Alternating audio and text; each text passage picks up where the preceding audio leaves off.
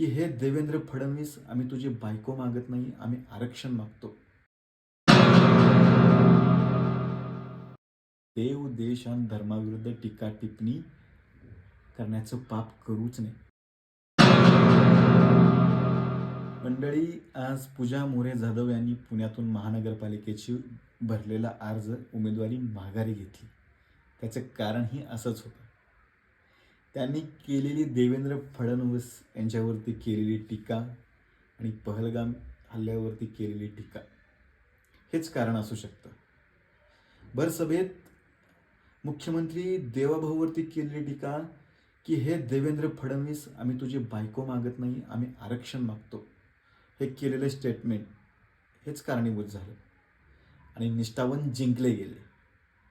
तर लोक हो, पूजा प्रकरणातून आपण काय शिकलो आहोत की बुवा, जर राजकारण करण्याची पद लालसेने काम करण्याची हौस ज्यांना कोणाला असेल त्यांनी कधीही कुठेही आणि कोणत्याही कारणास्तव देव, देश आणि धर्माविरुद्ध टीका टिप्पणी करण्याचं पाप करूच नये.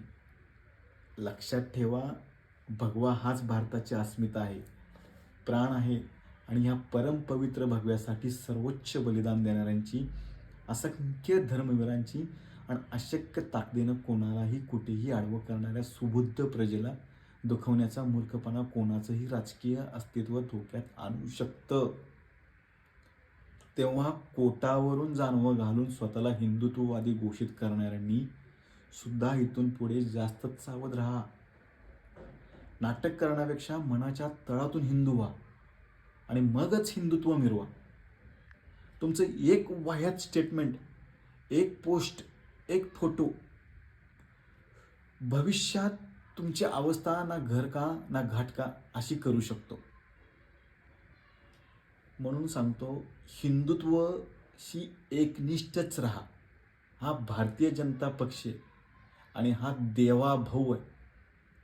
इथं निष्ठावंत जिंकले. जय श्रीराम.